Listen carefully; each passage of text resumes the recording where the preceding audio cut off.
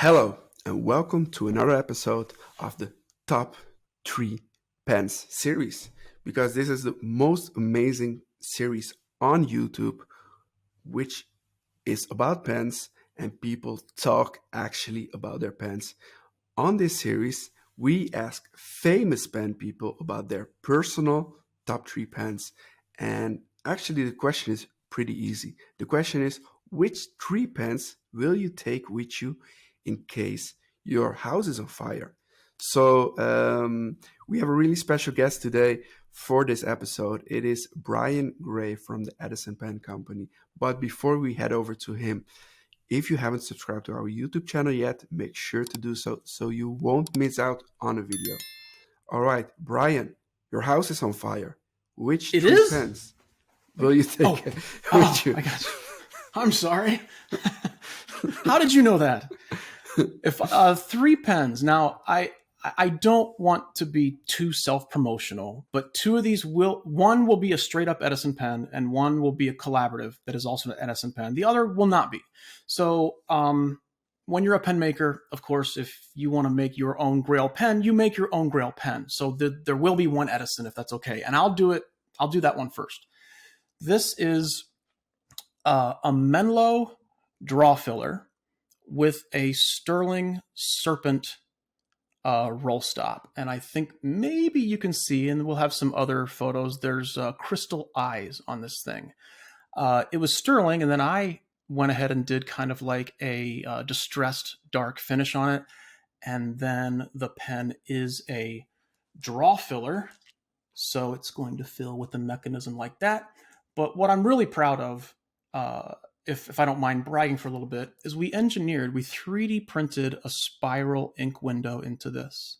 So that pen is full of ink, and you can see the ink going through that spiral. So again, it's an Edison. I don't want to be too self-promotional in this, but this is my daily writer that's at my desk every day. And I love this pen. I love the aesthetics. I left a center band off just because I thought that would be a much better clean look without a band. And then I had to put a black oxide nib on it. So a black nib complementing the black serpent. So as far as my Edison pens go that I've made for myself, I love this pen. I'm using it every day. So that's number 1. Number 2 is not an Edison pen, and it has sentimental value, and it's very important to me. This is a Bexley Owners Club that is all ebonite and was made with all these different segments with the brass dividers that really make this kind of look like bamboo. The story behind this is that now Howard with the Bexley Pen Company, now I know that he's semi-retired, he's slowing down, but when I started manufacturing pens, Howard is actually only about 2 hours south of me. We're both in Ohio. And when I first started and I had all kinds of questions and I'm beating my head up against the wall, Howard was always there to answer questions. And he knows darn well that this kid here who's calling me up very well could be or is competition for me. But instead, I think that I learned a very good lesson from him, and I've applied this to other pen makers as well, is that pen makers generally are very friendly with each other, very synergistic in ideas, and very sharing with those ideas, especially Howard. And he was, he kind of modeled that to me. I don't know that, like, if another pen maker comes to me and says, hey, how do you approach a quadruple lead thread? I'm not going to say, screw you. I'm not going to tell you. There's a few things that I'll keep very close to my chest because it took me years to learn. But if there's a beginner pen maker that has beginner questions or any questions, I'm really open to it. And this pen kind of represents that for me because it's, first of all, easily probably my favorite Bexley design. I think this was the 2006 Owners Club, but I'm not positive on that.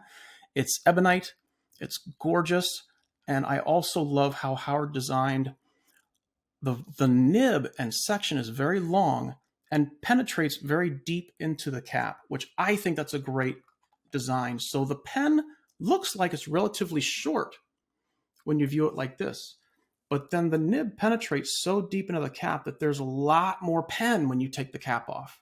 and now it posts, but it posts high, and I don't post this pen anyways. But this has a lot of value to me, and it kind of represents a synergy among pen makers, and this always makes me smile when I see it.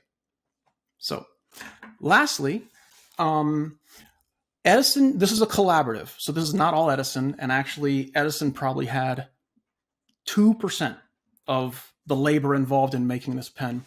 We used to do wonderful collaborations with Ernest Shinn from Hakumen Urushi. And I don't think that Ernest is probably doing Urushi just on his own terms right now. He doesn't want deadlines. He doesn't want, so if he's still doing Urushi pens, it's just for fun. We stopped our collaboration with him about 2 years ago because, he's not full time and he has another job. But at the time, the first Urushi pen that we collaborated with was a Pearl, and it is just stunning. I love this. It was the first one. These literally sold within, I think, 45 minutes. We put these on the site and they were gone. And this was also a long time ago. So again, this is an Edison pen, but I'm going to give a lot of credit to Ernest Shinn for this pen because all that I did was make a pearl out of ebonite, satin finish, send it off to him. And then, of course, this Urushi process is months long. So maybe Edison actually had less than 1% to do with this pen. But it's just gorgeous. It's a clipless pearl with this phenomenal Urushi finish. I have a steel nib on it, which that's a totally different topic. But some people might think it's crazy to have a steel nib on a $1,000 plus Urushi pen. But I love steel nibs. So this very, very good memories when Ernest and Edison did a lot of these collaborations. And this was probably my favorite of that bunch. It's just a gorgeous pen. All right. Thank you so much, Brian, for sharing your top 3 pens with us and sharing these amazing stories. And thank you so much. And absolutely. Yeah. Thank you, Joost.